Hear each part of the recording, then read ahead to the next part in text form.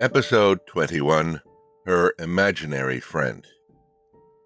Who's to say that the quality of our life will always stay the same?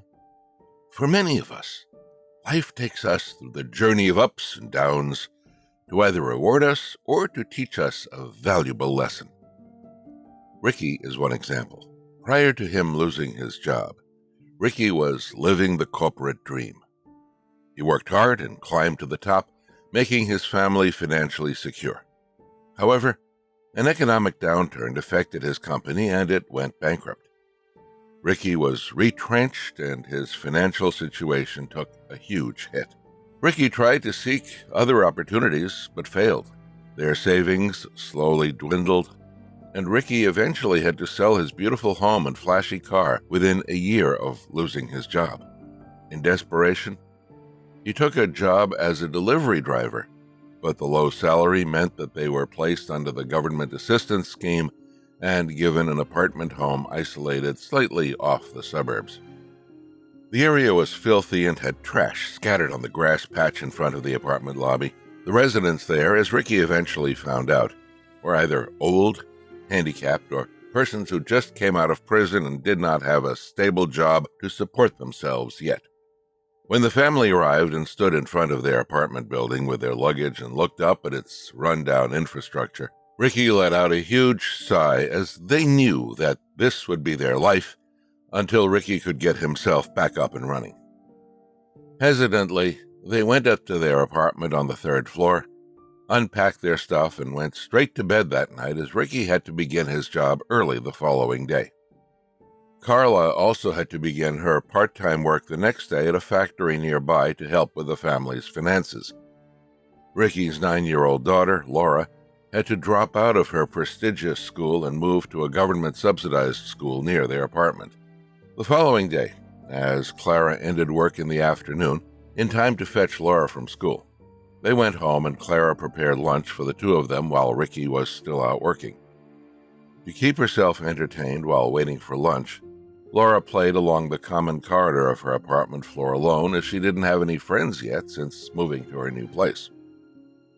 However, as she was strolling aimlessly along the common corridor, she saw another girl at the far end.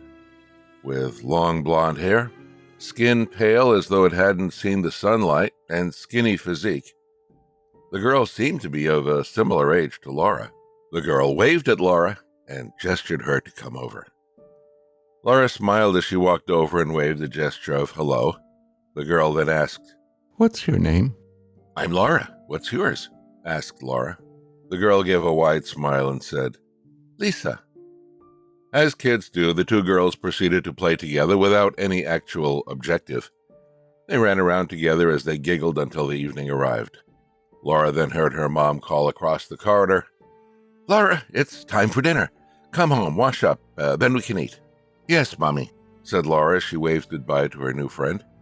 The next afternoon, same time after school, Laura strolled along her corridor hoping to see Lisa again. At the same spot as the day before, Laura saw Lisa, who smiled at her and called her over again. Laura was excited to see Lisa. She ran over to her. After playing together for a short while, Lisa then stopped running and faced Laura. Lisa then said, "Hey, you are nice." Laura earnestly replied and said, "Thank you, Lisa. You are nice too. I like playing with you." But the conversation took an odd turn when Lisa said, "But you need to leave. It's not safe here." With her smile slowly wiped off from her expression, Laura asked, "Why, Lisa? I have you now to play with." "It's not safe here, Laura. They will come to get you," said Lisa. As the two girls were chatting, Laura's mom called her again for dinner. Laura told Lisa that she will see her again the following day, but with a slightly disappointed tone to her voice after hearing what Lisa had said earlier. While the family was having dinner that evening, Carla asked Laura, "Who have you been playing with, honey, at the corridor since yesterday?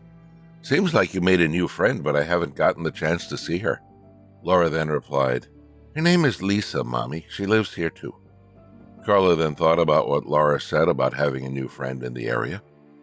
She thought that it was weird as she had only seen her daughter play on her own with no one else around. But what her daughter said next confused Carla. Laura said, "Oh yeah, Mommy, I don't know why she said it just now, but she told me it's not safe here and we should leave." Thinking that Laura probably just didn't like the environment at the apartment and used her imaginary friend as an excuse, Carla entertained the idea of Lisa and replied, "I know what she means, dear. She doesn't like it because it's dirty. Mommy and Daddy don't like it either, but we have to stay here for a while until Daddy finds a good job again, okay?" Laura nodded her head in acknowledgement, but didn't say anything else after. The next day, as Laura met Lisa again, she asked about why the apartment wasn't safe. Laura asked Lisa if she didn't like it because the apartment was dirty. However, Lisa shook her head and pointed to the backyard behind the apartment. Laura looked through the common corridor's window panel and asked Lisa, "What are you pointing at?" "They are always there at night, behind that tree," said Lisa. Laura ran towards the window panel, but could only see a common large tree without anything else around it. As Laura turned and wanted to ask Lisa more about who they were, Lisa was no longer there.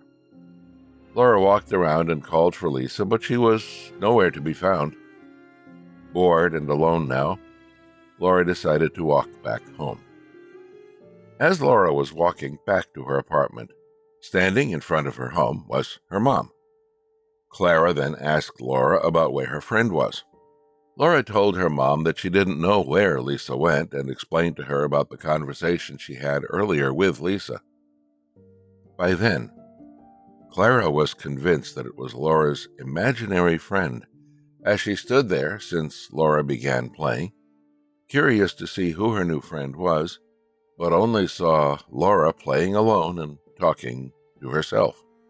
Not wanting to shut her daughter off, Clara then continued, "Okay, dear, you wanted to tell me something about what Lisa said to you just now?" Laura then described as a child would. "Lisa said it's dangerous here and they do things at night behind the big tree at the backyard." Seeing that it was better to be safe than sorry, it seemed like a message that Clara couldn't ignore. So, Clara told Ricky about it later that night, and seeing how serious and worried Clara looked, Ricky agreed to go to the backyard that night to see if what Laura said was true. It was 10 p.m., and Ricky stepped out of the apartment while Clara and Laura stayed at home. Ricky walked down the steps, made his way towards a long, dark corridor that no one walked along, and reached the exit that led to the backyard. The backyard was an empty grass field, and it seemed like no one was there. But out in the distance stood a large tree with hints of flames seemingly glowing behind it, as though there were people secretly having a campfire behind the tree. Although he initially planned on using his torchlight, Ricky turned it off as he wanted to stealthily see what was going on. Ricky tiptoed, a step at a time, and did his best to ensure that he made no sound. Eventually, Ricky was now right behind the tree, just a head sneak away from seeing what was going on behind the tree.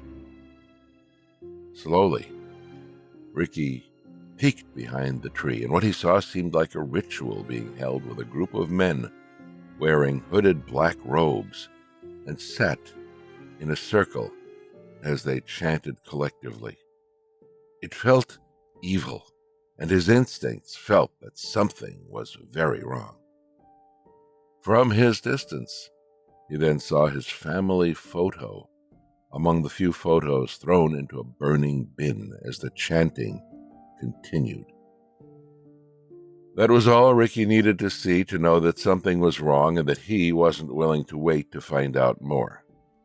Ricky tiptoed back to the exit door, walked along the dark corridor, ran up the stairs, sprinted along his floor's corridor and into his apartment. Clara and Laura were seated in the living room waiting for Ricky to come back home. And immediately as he stepped into the home and locked the door, he told them what he had seen earlier. He then told them to pack their belongings as they will leave the home that same night, before anything were to happen. Ricky booked a cab and the family of 3 sneaked out quietly out of the apartment, afraid that they might be caught by the group that Ricky had seen earlier. They slept at a motel far away that night and a few nights that followed, before Ricky rented a more costly apartment but looked cleaner and a lot safer than their previous place. Ricky worked double shifts to pay the monthly rent, but the family's financial struggles eventually ended. Ricky received a good corporate job offer. The family moved out of the apartment and bought a home as they slowly rebuilt their lives. Although it was a short stay at the apartment, they had a lot of questions about what actually went on. What were the group actually doing behind the backyard tree, burning family photos? And who was Lisa? Ricky and Clara thought about it, and that if Lisa was indeed a wandering spirit of a child, they were grateful to have received the warning. Without Lisa, they would have no idea what went on at that apartment. And Clara was glad that she actually listened to her daughter and not ignore the message from Laura's imaginary friend.